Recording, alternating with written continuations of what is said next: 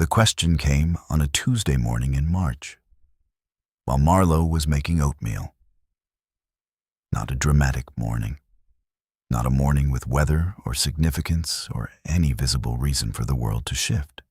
Just a Tuesday. Theo in his school uniform at the kitchen island, backpack already zipped because he was the kind of 7-year-old who zipped his backpack the night before. A habit Marlowe had noticed with quiet pride and said nothing about because in their house small joys were kept small to keep them safe. She was stirring the oatmeal. The radio was on low. She heard Reed's footsteps on the stairs. The particular sound of his dress shoes on hardwood, which she had learned over 6 years. The way you learn weather patterns in a place you cannot leave. Her shoulders moved. A small, involuntary adjustment. Her back straightened. The stirring became slightly more deliberate. The way you look purposeful when you want to appear unafraid, she said, before he reached the bottom step. "Morning. Coffee's ready." Reed came into the kitchen, checked his phone, poured his coffee, did not look up. The room rearranged itself around him, the way it always did. Marlowe moved left. Theo looked at his oatmeal. Reed left at 7:14. The door closed, the room exhaled, and then Theo looked up from his bowl with the clear-eyed seriousness of a 7-year-old who has been holding a question for a while and has decided it is time to ask it. "Mom," he said, "why do you always say sorry when Dad walks in the room?" Marlowe stopped stirring. The radio kept going. Somewhere outside, a car backed out of a driveway. The ordinary world continued in its ordinary way, indifferent to the fact that 8 words had just rearranged everything inside a Pasadena kitchen. She turned and looked at her son. He was eating his oatmeal again. He had asked the question the way children ask their most important questions. Not as an accusation, not as a test, but as a genuine inquiry. He wanted to understand something that did not make sense to him. She set the spoon down on the counter.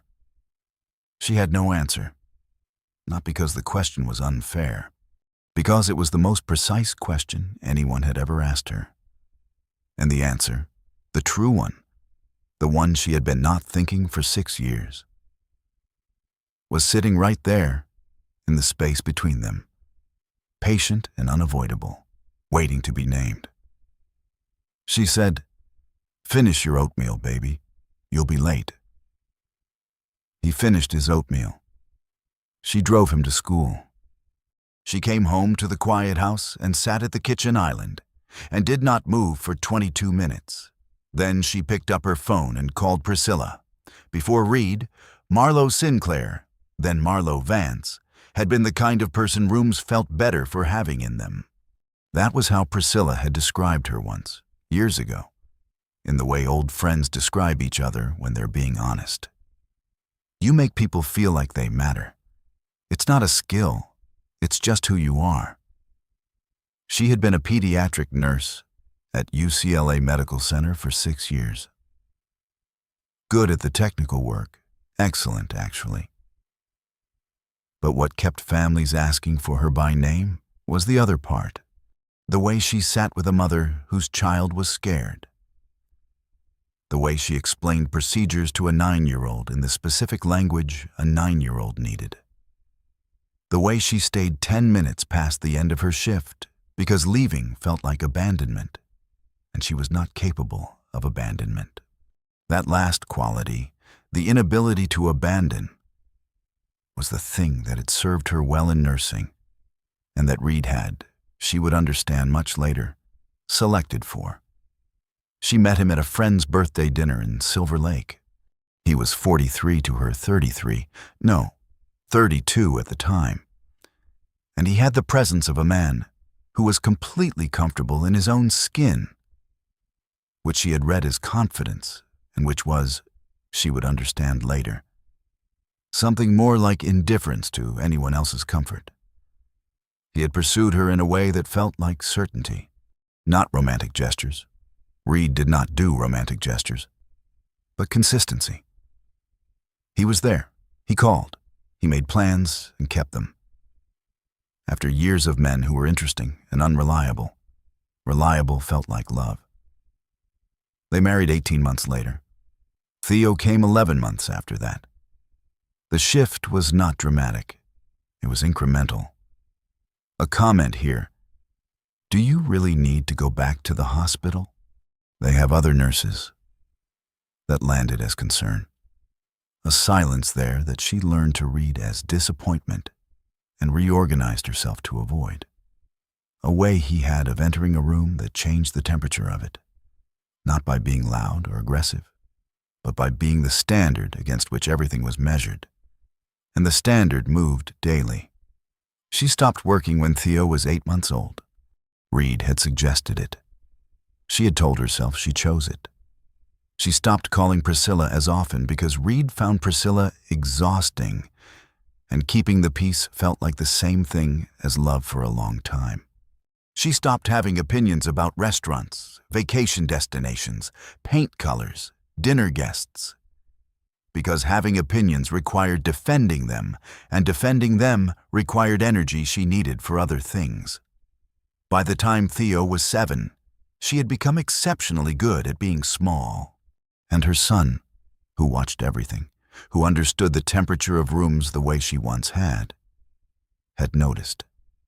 The question sat in her chest all the way through the school drop-off, all the way through the quiet house, all 22 minutes at the kitchen island. Why do you always say sorry when Dad walks in the room? Because, she thought, sitting in the house she had arranged to his preferences and decorated to his tastes and kept at the temperature he preferred, even in the California heat. Because I have been apologizing for existing in this house for 6 years. And I did not know that I knew that until a 7-year-old asked. Reed Sinclair was not a man anyone would have described as abusive. That word required, in most people's minds, a raised hand or a raised voice, something visible and nameable. Reed raised neither. He was, by every external measure, a controlled and reasonable man. He was respected at his firm. A senior partner at a Beverly Hills real estate law group, the kind of practice that occupied 3 floors of a glass tower on Wilshire Boulevard, and represented clients whose names appeared on buildings. He was known for his precision, his composure under pressure, his ability to stay calm in depositions that made junior associates visibly sweat. He coached Theo's soccer team. He served on the board of a Pasadena arts foundation. He bought Marlowe flowers on her birthday and her anniversary without ever missing the date, a consistency she had once pointed to as evidence of his love. What he did was not a thing with a name that people readily accepted. It was the architecture of an environment in which one person was always slightly wrong. The coffee was too hot or too cold. Not a complaint, just a look over the cup that communicated failure without requiring a articulation. The dinner was good, but not what he'd been thinking about. He never said so outright. But he ate with the particular efficiency of someone working through a task rather than enjoying a meal. The house was clean, but not the right kind of clean. Theo's grades were good, but were they really being pushed enough? Nothing was ever a crisis. Everything was a calibration. And Marlowe, who had been trained by her profession to read distress in small signals and respond to it, had been reading Reed signals and responding to them for 6 years, without ever asking whether the signals were real or manufactured. Diana Corso was his associate. 36, Harvard Law, quick and capable. She appeared at the firm dinner Marlowe had attended in January. Reed had brought her to the table conversation, included her in the stories he told, laughed at her observations with the open ease of someone who was entirely comfortable. He did not laugh that way at home. Marlowe had noticed it the way you notice a draft. Not the source of it immediately, just the feeling of cold that tells you a window is open somewhere. It was not proof of anything, but it was a question Theo's question had joined. That Tuesday morning, one more question in a stack she had been carefully not building. She called Priscilla, and Priscilla said, "I'll be there Thursday." Marlo said, "You don't have to." Priscilla said, "I've been waiting for you to make this call for 3 years. I'll be there Thursday. Make room in the guest room." She made room in the guest room. Priscilla Okafor arrived on Thursday evening with a roller bag, 2 bottles of good wine, a copy of Melody Beattie's Codependent No More with certain pages already flagged, and the kind of energy that took up space in the best possible way. She had been Marlo's college roommate at USC. 2 women who had been completely different in every observable way, and had become, over 4 years of proximity and honesty, the kind of friends who operated as each other's reality check. Priscilla was a pediatrician now, private practice in Culver City, with the particular clarity of someone who spent her days reading what was not being said aloud by children and their parents. She had not liked Reed from the first introduction. She had said so once, carefully, in the 2nd year of Marlo's marriage. "He takes up a lot of oxygen in the room, Mar, and I notice that you breathe less when he's in it." Marlo had told her she was projecting. Priscilla had let it go. She had not changed her assessment. They sat at the kitchen island. Reed was at a client dinner, would be back by 10. And Marlo told her about Tuesday morning, about the oatmeal, about Theo's question, about the 22 minutes of sitting still. Priscilla listened without interrupting, which was not her natural inclination, but something she had learned to do when the situation required it. When Marlo finished, Priscilla was quiet for a moment. Then she said, "How long has your body been apologizing when he walks into a room?" Marlo looked at her coffee cup. "I don't know when it started," she said. "I don't remember deciding to." "That's the point," Priscilla said. She slid the book across the island. Marlo looked at it, the cover worn, flagged pages bristling with color-coded tabs. "I bought my own copy," Priscilla said. "The marked pages are for you." Marlo picked it up. "I'm not codependent." Priscilla looked at her steadily. "I know you believe that." The wine was open. The California evening was doing its warm, indifferent thing outside the kitchen window. "Theo sees it," Marlo said quietly. "Children always see the thing the adults have agreed not to see," Priscilla said. "It's not because they're smarter. It's because they haven't learned yet to look away from uncomfortable truths." She paused. "He asked you a real question, Mar. It deserves a real answer." Marlo held the book. She heard faintly the sound of Reed's car in the driveway. She watched her own shoulders straighten before she could stop them. Priscilla watched her do it, said nothing. The nothing said everything. Children do not ask a question once and then let it go. They ask until the answer feels complete. 3 days after the oatmeal morning, Theo came home from school and found Marlo on the back porch with her Kindle, reading, or trying to read, which was not the same thing. He dropped his backpack inside and came out and sat in the chair beside her the way he always did when he had something on his mind, in the particular way of a child who will say the thing when he's ready and cannot be rushed.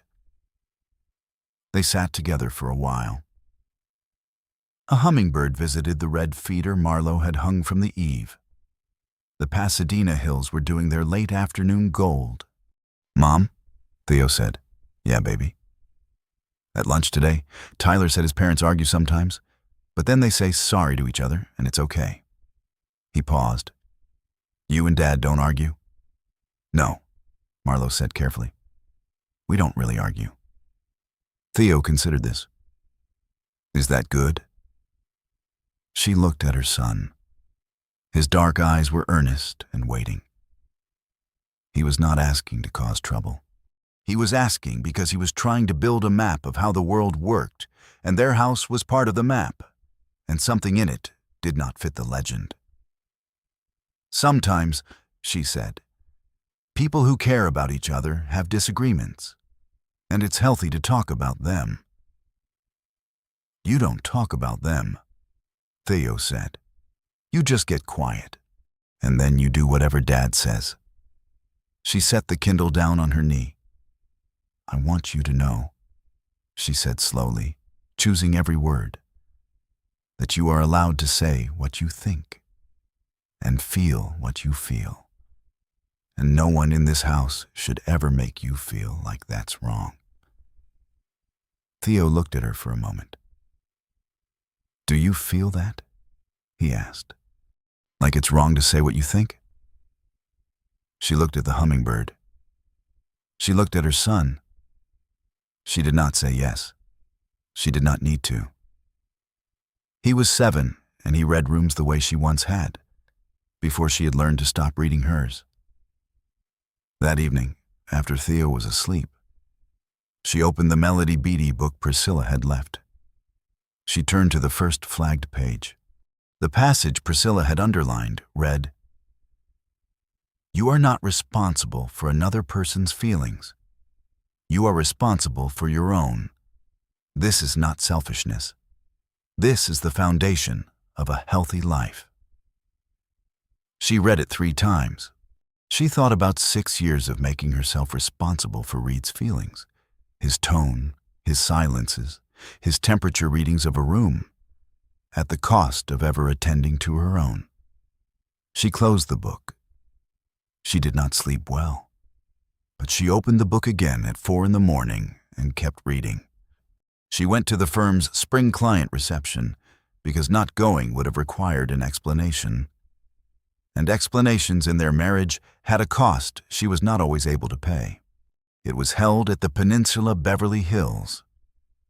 A Thursday evening in April. The kind of event that existed to remind everyone in the room of the specific gravity that money and professional standing created when concentrated in one space. Marlo wore a dress she had bought 2 years ago and had not found an occasion for. Deep amber, something that Priscilla had once said, made her look like herself. She had not told Reed what Priscilla said. She stood with a glass of sparkling water in the main reception room and watched Reed work the event with the ease of someone in his native environment.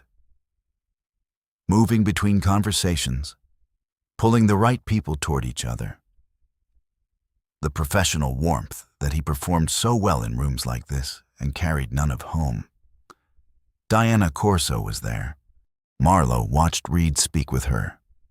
The body language of 2 people who were comfortable and mutually respectful. The kind of ease that required time and positive experience to build. She watched Reed laugh, openly, at something Diana said. She watched Diana respond with the confidence of someone who knew her own value and was regularly confirmed in it. She was not jealous. That surprised her.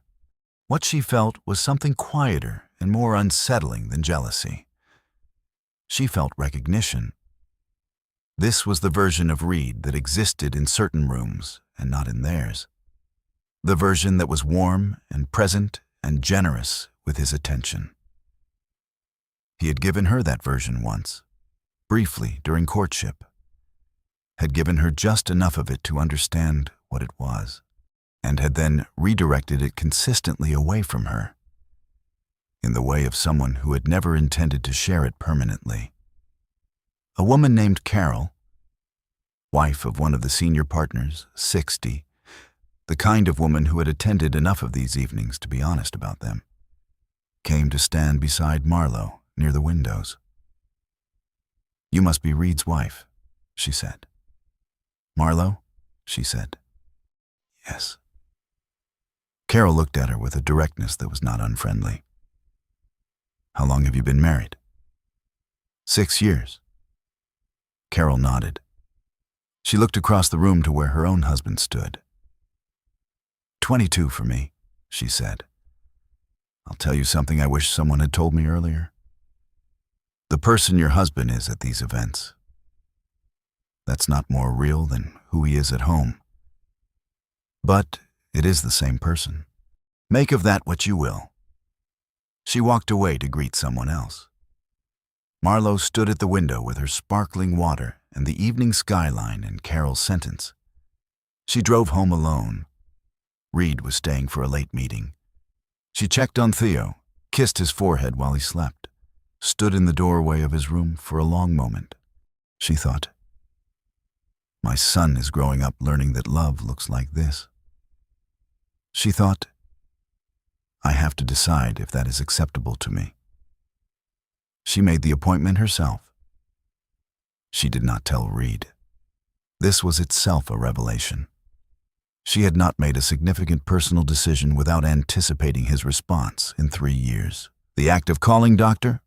June Whitfield's office, giving her name, choosing a Tuesday slot, and saying nothing about it to anyone except Priscilla felt like an act of small, private insurgency.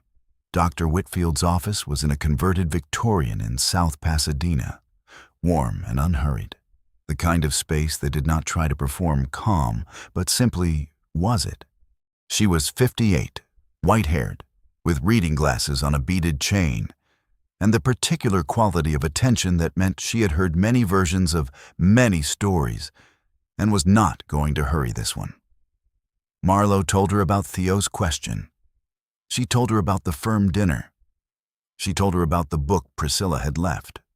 She told her, because it was easier to start from the beginning, about the woman she had been before and the way she had become this particular shape. Dr. Whitfield listened. When Marlowe finished, she asked, when you imagine a version of your life without Reed in it, what's the first feeling that comes?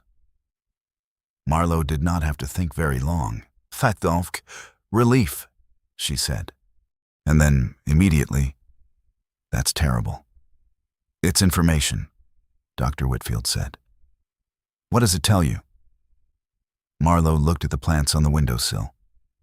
There were 5 of them, different varieties, all thriving. That I've been managing a threat for so long, she said slowly, that I've forgotten what it feels like not to be managing one. Dr. Whitfield nodded. What would you call that? The threat. I don't know if it's the right word. He's never... She stopped. He's never done anything that a person could point to. What has he done that you couldn't point to? Dr. Whitfield asked. The room was very quiet. Marlowe thought about the coffee looks, the calibrations, the way the house rearranged itself when he walked in, the way she had stopped calling Priscilla, the way she had stopped working, the way she had stopped having opinions, the way her son, 7 years old, had noticed that she said sorry before anyone asked for an apology. He made me smaller, she said. Not in one moment. A little at a time. Over a long time. Dr. Whitfield let the sentence sit. That, she said gently, is something a person can point to. Marlowe cried then, quietly, without drama. The way you cry when a truth has been true for years and you have finally found someone willing to confirm it. She left with a follow-up appointment and a referral to a family attorney that Dr. Whitfield gave her without being asked, in the matter-of-fact manner of someone who had sat across from this particular conversation enough times to know where it usually led. She had not expected Reed's father. Frank Sinclair was 67, retired from 30 years in civil litigation, living now in a house in Claremont with a garden he tended with the focused attention of a man who had found, late, the kind of work that did not require winning. He and Marlowe had always gotten along. He was warmer than his son, more given to conversation, and she had attributed this to the simple variance of temperament between generations. He called on a Saturday morning in April while Reed was at the office. "Marlo," he said, "how are you really?" The "really" stopped her. People did not ask how she was really. They asked how she was and received the answer she had been providing for years. "Fine, busy, Theo's doing well, Reed is working hard." She stopped. "I'm having a difficult few weeks." "I know," Frank said. "I've been watching you two for a while. I should have said something sooner." He paused. "I didn't, because he's my son, and that makes it complicated. But I'm saying it now." She sat down at the kitchen island. "He didn't learn that way of being from nowhere," Frank said. "His mother and we had a particular dynamic. I was the standard everything was measured against, and she organized her life around not falling short of it. I didn't see it for what it was until she left. And by then the boys had grown up watching it for 15 years. He was quiet for a moment. "Reed watched and learned. I should have done the work to change it earlier. I didn't. I'm sorry for that." Marlo gripped the phone. "I'm not calling to tell you what to do," Frank said. "You're a grown woman, and this is your life. But I want you to know that what you're feeling, whatever it is real. And you're not wrong about what's been happening. I've watched my son do to you what I did to his mother, and I couldn't stay quiet about it anymore." She was crying before he finished, not in front of him. She turned away from the room the way she always turned away from being seen. But the tears came anyway, the silent kind. "Thank you, Frank," she said. "Take care of that boy," he said, "and take care of yourself." In that order. She sat with the phone in her hand for a long time after he hung up. Then she opened the family attorney's referral Dr. Whitfield had given her. She called the number. She made an appointment for Tuesday. She did not tell Reed. She decided to answer Theo's question, not with a child's answer, the kind designed to reassure and redirect. With the truth, in the specific language a 7-year-old could carry.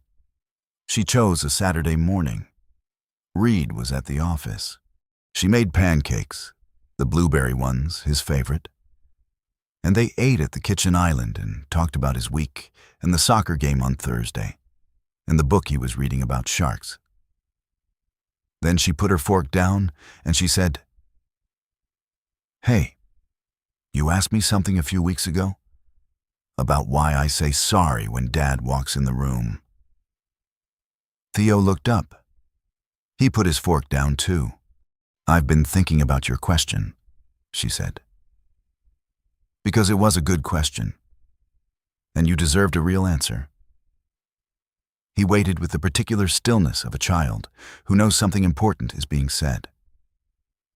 "Sometimes," she said carefully, "when people live together for a long time, the way they talk to each other and treat each other can change in ways that aren't fair. And when that happens, the person it's not fair to can start to act like they need to apologize for just being there. Does that make sense?" Theo thought about it. "Like when I used to say sorry when I spilled something, even before anyone got mad?" "Exactly like that," she said. "You remember we talked about that? Remember, about how spilling is an accident, not something to be sorry for? You said I should say, 'Oops, I'll clean it up,' instead of 'sorry,'" he said. "Because sorry is for when you hurt someone on purpose," she said. "Not for accidents, not for existing." Theo was quiet for a moment. "Are you going to stop saying sorry when Dad walks in?" he asked. She looked at her son, at the earnest, careful face that had given her the most honest 8 words she had received in years. "I'm working on it," she said. "Okay," he said. He picked up his fork. "Good." Because you don't need to. He ate his pancakes. She pressed her hand over her mouth for a second. Not to hide a cry, but to hold a feeling she did not have a word for, which was the feeling of being completely seen by someone who loved her without condition, who had not learned yet to look the other way. That afternoon, she called her sister in Portland and her mother in Sacramento and Priscilla, and she told all three of them what she had decided. Priscilla said, "I know." Her mother said, "Tell me how I can help." Her sister said, "I have a guest room." She had more than she had thought. She had just been looking at the one person for too long to see the others. He found the attorney's business card on a Thursday evening. It had slipped from the inside pocket of her bag. She had not been careful enough, or perhaps some part of her had stopped trying to be. He brought it to the kitchen. He set it on the counter with the controlled precision of a man who had spent 30 years placing exhibits on courtroom tables. "What is this?" he said. She looked at it. She looked at him. "I've been speaking with an attorney," she said, "about our options." The room was very quiet. Reed did not raise his voice. He never raised his voice. He said in the tone that was worse than shouting, "You went to an attorney without speaking to me first." "Yes," she said. He looked at her with the expression she had spent 6 years learning to read. The one that communicated that she had been weighed against a standard and found insufficient. "I've given you everything," he said. "This house, this life, Theo's school, everything." "I know," she said. "And this is Reed." She said his name not loudly, but clearly. "I need you to hear me. I have been making myself smaller in this house for 6 years. I have been saying sorry before anyone asked me to. I have been so careful about your comfort that I forgot I was allowed to have my own." She paused. Theo noticed. "He asked me why I apologize when you walk into a room. He's 7 years old, and he saw it before I was ready to name it." Reed was very still. "I'm not angry," she said. "I'm not going to make you the villain of this because you're not one. But I am leaving. Not because you did one thing, because of 6 years of small things that added up to me not being able to breathe properly in my own home." He looked at her for a long moment. Then he said, "You're being dramatic." And just like that, with those 4 words, she knew she had made the right decision. Not because the words were cruel, because they were the definitive evidence that he could not hear what she was saying, had never been able to hear it, would not be able to hear it now. "I'll be staying with Priscilla for a few weeks," she said. "Theo will stay here until we have an arrangement. I've already spoken to my attorney about a parenting plan." She picked up her bag. She did not say sorry. She left on a Friday morning while Theo was at school. She had packed 2 bags, methodically, over 3 evenings while Reed worked late.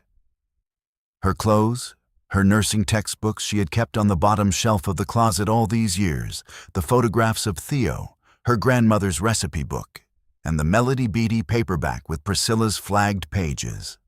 She left everything she had selected to his tastes.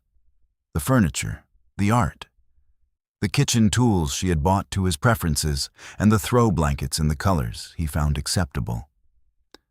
She took her grandmother's china from the high shelf. She left the rest.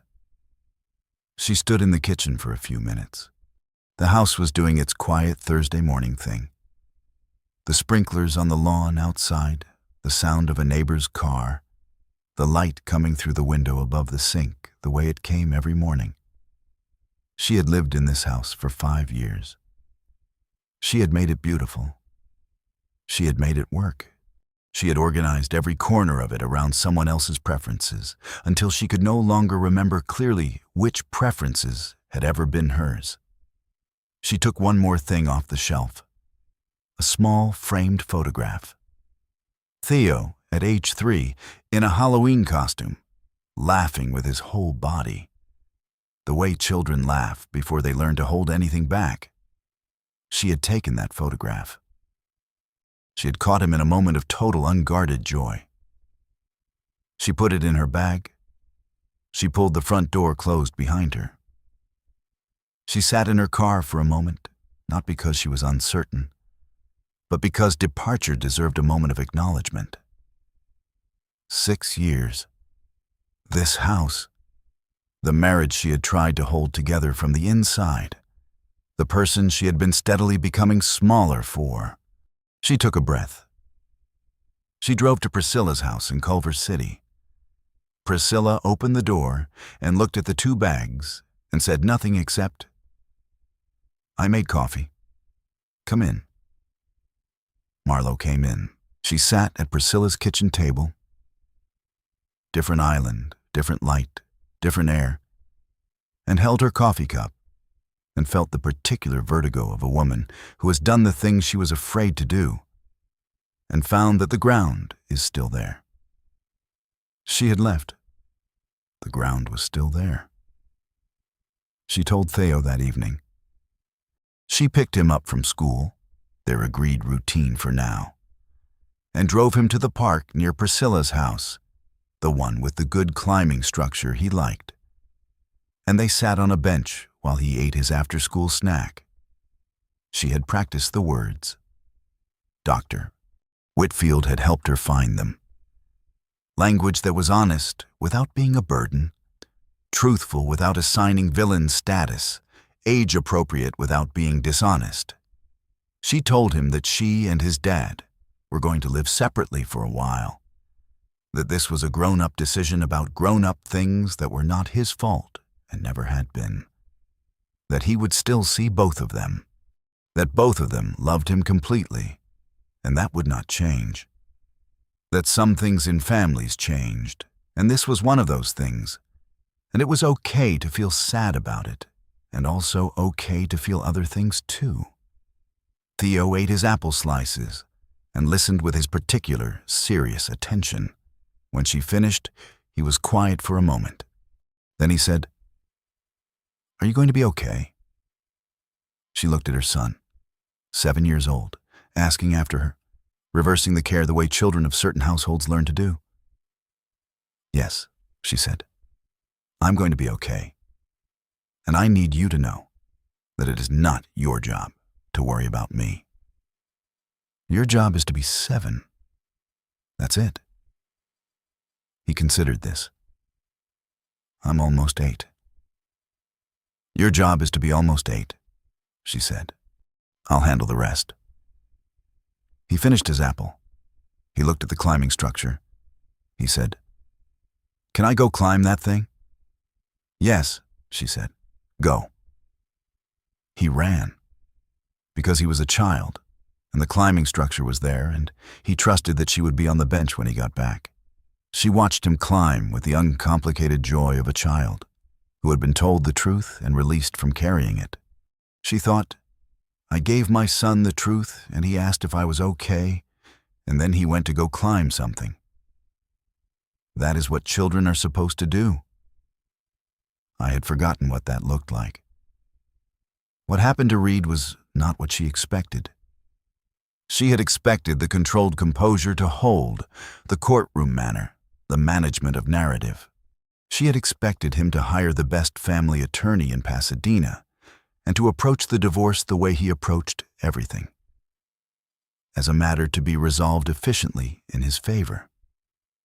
He did hire the attorney. He did approach it with strategic efficiency. But something else happened alongside the strategy, something that surprised everyone who knew him, including himself. He called his father. Frank told Marlo this later, quietly, not to wound Reed, but because he thought she should know. Reed had called him on a Sunday, and they had spoken for 2 hours. The longest conversation Frank could remember having with his son since Reed was a teenager. Reed had said, according to Frank, "I don't understand what I did." And Frank, because he finally knew how to answer that question, having lived the version of it himself, had said, "You did what I taught you, and what I taught you was wrong." The conversation, by Frank's account, had not produced a transformation. Transformation takes longer than a phone call, and Reed was not there yet. But it had produced something, a question. The question a person has to sit with before any real change becomes possible. Diana Corso, for her part, was transferred to the firm's San Francisco office in May. Her request, a promotion she had been considering for some time. She left with no drama and a strong letter of recommendation. It had never been an affair. It had been a mirror, showing Marlowe the version of Reed that existed in rooms where he felt no need to maintain dominance, and showing Reed, perhaps, something about what he had been refusing to bring home. The divorce proceedings were handled by attorneys. Marlowe had found a good one. Direct, experienced, the kind of woman who had seen this specific situation enough times to know exactly what to protect. The house was sold. The proceeds split. The parenting arrangement was written and signed. 2 weeks on, 2 weeks off. Coordinated around Theo's school schedule. Built on the principle of what was best for Theo rather than what was most convenient for either adult. Reed attended 6 sessions with a therapist. Not couples therapy. That window was closed. His own therapist. His own mirror. Whether it changed him remained to be seen. She went back to nursing. Not immediately. The divorce took 6 months to finalize. And she spent those months in Priscilla's guest room first, and then a small apartment in Pasadena, 2 miles from Theo's school, a second-floor unit with good light and a kitchen she organized entirely to her own preferences for the first time in 6 years. She put her coffee maker on the right side of the counter. She painted the bedroom a specific shade of warm terracotta that Reed had once said was a bit much. She bought a lamp at a flea market in Silver Lake because she loved it. Without asking anyone's opinion or waiting for permission, she began talking to the UCLA Medical Center's pediatric unit in October. Her former supervisor was still there, a woman named Dr. Agnes Park, 60, who received Marlowe's call with the warmth of someone who had been hoping for it. "I was wondering when you'd come back," Agnes said. "Your instincts don't expire." She started part-time in January. Pediatric oncology, the hard unit, the one that asked the most from you because the stakes were the highest. She had always known she was built for that kind of work. She had just spent 6 years having that knowledge crowded out by someone else's assessment of what she needed to be doing. Priscilla came to her apartment on a Thursday in February with wine and takeout, and they sat on the floor of the living room. There was not enough furniture yet. And Marlowe told her about the first week back on the floor, about the 8-year-old boy who had been scared about his treatment and who she had sat with for 30 minutes, talking about sharks. He loved sharks, same as Theo. Until the fear receded enough for the procedure to happen. About the mother in the waiting room who had gripped Marlowe's hand when she came out to give an update and said, "Thank you. You're the first person who made us feel like we weren't alone." Priscilla listened and looked at her friend, really looked, and said, "There you are." Marlowe looked at her. "I've been waiting," Priscilla said, "for that person to come back." Marlowe looked at the terracotta wall she had chosen herself, and the lamp from Silver Lake, and the Kindle on the side table with 3 books in the queue, and the photograph of Theo laughing at 3 years old in the Halloween costume. "She was always here," Marlowe said. "I just needed some room." 3 months after the separation, Theo asked if he could bring his shark book to Marlowe's apartment. It was a Saturday, her weekend. They had built their rhythm, the two of them. the particular domestic choreography of a mother and son finding what their life looked like in a new shape. He spread the book on the kitchen table after breakfast while she cleaned up. And he told her things about sharks with the authority of someone who had memorized a subject completely and found it inexhaustible. She listened, not with the half attention of a distracted adult managing a task alongside a child, but fully, the way she had always listened to her patients, the way she had once listened to everyone before she had learned to listen only for footsteps on stairs. At some point, in the middle of a detailed explanation about hammerhead shark migration patterns, Theo stopped. "Mom," he said. "Yeah, you seem different." She looked at him. "Different how?" He thought about it with the careful seriousness he brought to important questions. "Like you breathe normally now." She set the dish towel down. "Like before," he said. "You always kind of breathed like you were waiting. Does that make sense?" "Yes," she said. "It makes complete sense." "And now you just breathe," he said. "Regular, like a person?" She came around the counter and sat down beside him at the table. "Can I tell you something?" she said. "Yeah."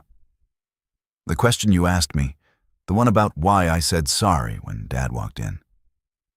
Do you remember that?" "Yeah." "That question," she said, "changed something for me. It was like a door opened that I had been standing next to for a long time without trying the handle." She looked at her son. "You did that by being honest with me." Theo considered this. He looked at the shark book. "I just wanted to know," he said. "I know," she said. "That's the thing about honest questions. They don't know they're doing something important. They're just honest." He nodded. He went back to the sharks. She sat beside him at the table in the apartment she had painted terracotta and filled with the lamp she had chosen and the books she had time for again. And she breathed. Regular, like a person. Her son was right. It was different. By the time October arrived again, 1 full year after the question was first asked over oatmeal on a Tuesday morning, Marlo Sinclair's life looked nothing like it had, and exactly like it was supposed to. She was full-time in the pediatric oncology unit by August, her supervisor having quietly flagged her as one of the best we've brought back in years, in a departmental review that Marlo did not know about until Agnes showed her the notation months later. She worked hard. She came home tired in the clean way. The way you're tired when you've used yourself fully for something that mattered. The Pasadena apartment had acquired furniture, slowly and entirely to her own taste. A reading chair in the corner by the window. A kitchen table where Theo did his homework on her weekends and spread his shark books and told her things she stored carefully in the specific way mothers store the things their children teach them. She started therapy with Dr. Whitfield on a regular basis, not crisis therapy, maintenance. The kind that asks you to keep looking honestly at the patterns you carry so you can choose which ones to keep. She read Codependent No More twice. Then she read Women Who Run with the Wolves, which Priscilla had also flagged, and found in it something she had not expected. Not anger or manifesto, but permission. The permission to be the full-sized version of herself without apology. She kept a passage on a note card on her refrigerator, not a quote about strength or resilience or fighting back. A simpler one. From Clarissa Pinkola Estes. Go out in the woods. Go out. If you don't go out in the woods, nothing will ever happen and your life will never begin. Her life had begun. It had begun with a boy, 7 years old, at a kitchen island with oatmeal, asking the most honest questions she had ever received. Reed, by all accounts from Frank, was in therapy and doing the work, slowly, with the resistance of a man who had built his identity around not needing to change, now working against that resistance for the sake of the son who deserved a different father than the one he had been. Whether it would be enough remained to be seen. It was not Marlowe's work to do. It was his. That was the clearest lesson of the year. She could only renovate her own rooms. She had finally stopped trying to renovate his. Frank Sinclair came to her apartment in September. He had called first. He had said, "I'd like to see how you're doing, if that's all right," and to say something in person that a phone call isn't enough for. She had made tea. They sat at her kitchen table, the one she had bought herself, oak, with the slightly uneven grain she had liked specifically for its imperfection. And he looked around her apartment with the careful attention of someone seeing a person's life for the first time as it was, rather than as it had been presented. "This suits you," he said. "Yes," she said. "It does." He held his teacup and looked at it for a moment before he spoke. "I owe you an apology," he said. "A real one.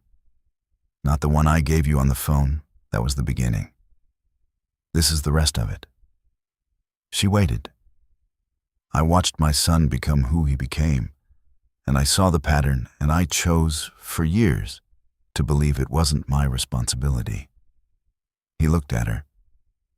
"I told myself it was his marriage, his choices, not my place to interfere. But I knew, the way you knew, underneath everything, what was happening. And I looked away, because looking at it meant looking at myself." The October light came through the kitchen window, warm and clear. "I should have spoken up earlier," Frank said. "I should have said something to Reed. I should have said something to you. I waited until you were already leaving, and that was too late to be useful. It could only be honest." Marlowe looked at this man. Reed's father, who had built the blueprint his son had followed, who had lived long enough to see what that blueprint cost, who had come to her apartment in September to say the thing that most men in his position never said.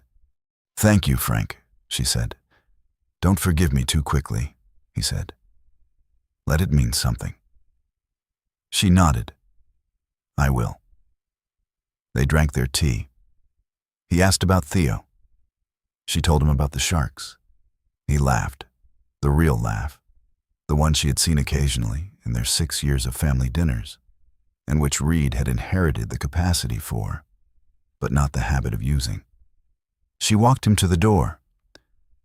"Take care of yourself," he said. "I am," she said. "I'm practicing." On a Tuesday morning in October, exactly 1 year from the morning the question was first asked, Theo was sitting at Marlowe's kitchen island eating oatmeal before school. Different island, different kitchen. Same boy, 1 year older. She was making his lunch. She was not waiting for footsteps. She was not performing purposefulness. She was just making a sandwich in her own kitchen at her own pace, in the apartment that smelled like terracotta paint and the lavender plant on the windowsill she had bought on a Tuesday because she walked past it. And it was beautiful, and she did not need another reason. Her phone was on the counter, playing the same radio station she had always liked. She had turned it off for years because Reed found morning radio unnecessary. She had turned it back on in January and had not turned it off since. Theo finished his oatmeal. He looked up at her. "Mom," he said. "Yeah, baby?" He tilted his head slightly, the way he did when he was calibrating something. "You don't do the sorry thing anymore." She looked at her son. "No," she said. "I don't." "Good," he said. He picked up his backpack, still pre-zipped from the night before, still the kind of kid who did that, and stood at the counter. "I've been thinking about that thing I asked you," he said. "Last year, about the sorry." "What about it?" she said. "I didn't know it was going to be such a big deal," he said. "I just wanted to know." She set down the sandwich. She went around the counter and she put her arms around her son, her almost 9-year-old son who zipped his backpack the night before and loved sharks and asked honest questions without knowing they were important. And she held him for a moment. "It was the right question," she said. "It was exactly the right question, asked at exactly the right time." He tolerated the hug in the good-natured way of a child who is slightly too old for hugs in public, but understands that kitchens don't count. "Can we go?" he said. "I have a thing." "You always have a thing," she said. She picked up her keys. She drove him to school with the windows down because the October morning was the specific Pasadena perfect, and she had stopped not enjoying things out of habit. She walked him to the gate. He waved without turning around, the way 8-year-olds do. Casual, complete, already thinking about whatever came next. She stood at the gate and watched him go. She breathed. Regular. Like a person. Like a woman who had finally, at 39, in an apartment she painted the color she chose, in a life she had built from the answer to her son's honest question. Stopped apologizing for the space she took up. The October light was warm and clear and indifferent and generous all at once. She walked back to her car. She had a shift at 4. She had a life. And just like that, the story is over. But if you're still here with us right now, and I mean really here all the way to the end, then something in this story found you. Maybe it was Marlo. Maybe it was the way she kept moving through her days, making oatmeal and packing lunches and showing up, while slowly, quietly disappearing inside her own life. Or maybe it was Theo, a 7-year-old boy who just wanted to understand something that didn't make sense to him. And in asking, gave his mother back to herself. Clarissa Pinkola Estes once wrote, "Go out in the woods. Go out. If you don't go out in the woods, nothing will ever happen and your life will never begin." That's really what this story's about. Not revenge, not drama. Just a woman who finally walked out the door she'd been standing next to for years. You don't have to be in a dramatic situation to recognize that feeling. Sometimes the bravest thing is simply deciding to take up the space you were always allowed to have. If this story touched something real in you today, please hit like, share it with someone who needs to hear it, and subscribe so we can keep telling stories like this one together. We'll always be here. Before you go, here's something important we want you to know. This story, every scene, every conversation, every character you just spent time with, is entirely fictional. Created for entertainment and storytelling purposes only. Marlo, Reed, Theo, Priscilla, Dr. Whitfield, Frank, and everyone else in this narrative are completely invented characters. They are not based on any real individuals, living or deceased, and any resemblance to actual persons, events, or places is purely coincidental.